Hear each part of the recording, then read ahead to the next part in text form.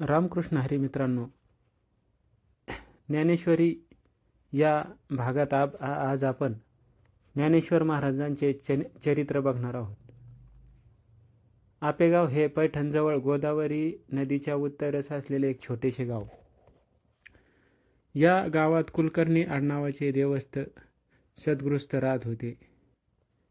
या कुलकर्णी घराण्यात नाथपंथाची परंपरा होती.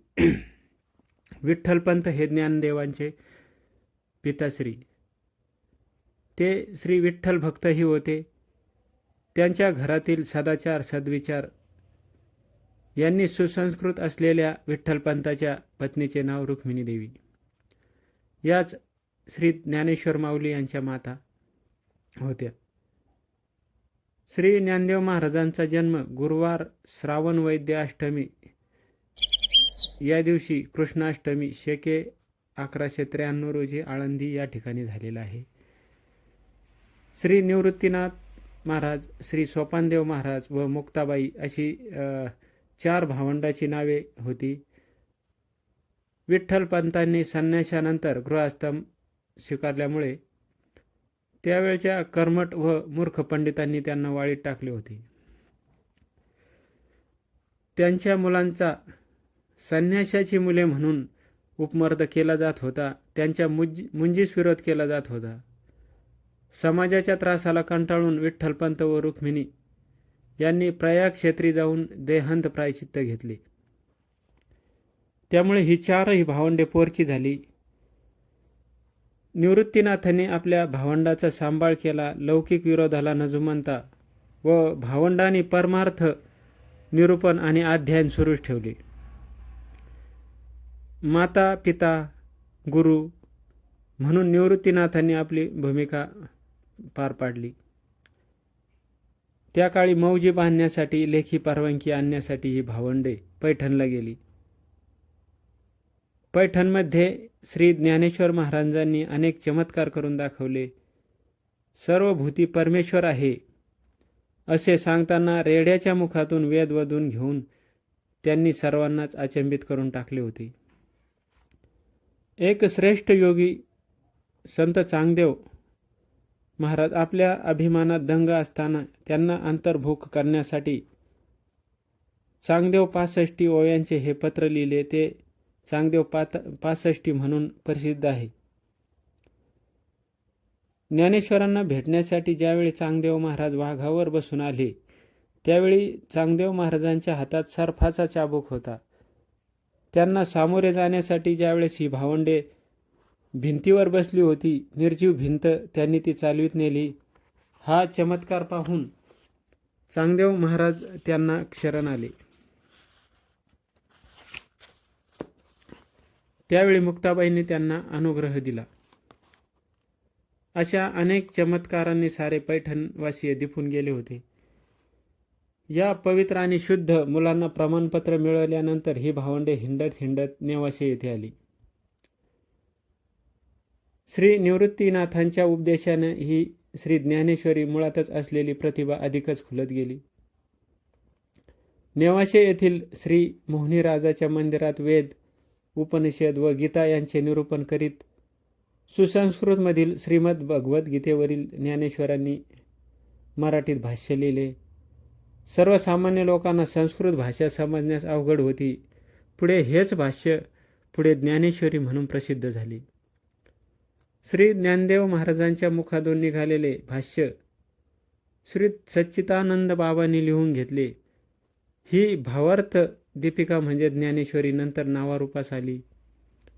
ज्ञानेश्वरीची रचना झाल्यानंतर सद्गुरूंच्या आदेशानुसार श्री ज्ञानेश्वरांनी माऊलींनी शके 1214 मध्ये अमृतानुभव ग्रंथाची रचना केली. यात वेदांचे सार आहेत. अध्यात्मशास्त्राचे एक सुंदर पुस्तक आहे. या ग्रंथात अनेक विविध दृष्टिकोनातून ईश्वर आणि जगत यांच्या अद्वैत प्रस्थापित केले आहे. अभंगगाथा या ग्रंथात ज्ञानदेवांच्या साक्षात्कारी संतांचा आविष्कारांचा आत्माविष्कार दिसून येतो. ज्ञानेश्वरीतील कवित्व, अमृत अनुभवातील विद्वत्ता आणि अभंगातील संतत्व यांच्या असामान्य कर्तृत्वाची साक्ष देतात. त्यानंतर सर्व जगाची माऊली असलेल्या या ज्ञानेश्वर महाराजांनी इंद्रायणी काठी श्री सिद्धेश्वराच्या मंदिराजवळ एका अजान वृक्षाच्या छायाखाली समाधी घेतली. कार्तिक वैद्य एकादशी शेके 1218 सर्व भक्तांनी हरिजागर केला, हरिकीर्तन झाले. द्वादशीला पारणे झाले. त्रयोदशीला प्राप्त काळी तुळशीबेल अंथरून त्या ठिकाणी आसन तयार करण्यात आले. या ज्ञानसूर्याने आपले ज्ञानचक्षु मिटून घेतले आणि ते समाधिस्थ झाले. ज्ञानमाऊलींनी कार्तिक वैद्य त्रयोदशीला गुरुवारी माध्यान काळी वयाच्या अवघ्या 25व्या वर्षी संजीवन समाधी घेतली. ज्यांच्या अमृत बोलण्यातून प्रतिभेचा आत्माविष्कार अनुभवास येतो त्या ज्ञानेश्वर माऊलीस माझे कोटी कोटी प्रणाम. ज्या ठिकाणी या ज्ञानेश्वरीचा उगम झाला ते ज्ञानेश्वरी रचनास्थान श्री क्षेत्र नेवासा, जिल्हा अहिल्यानगर या ठिकाणी आहे.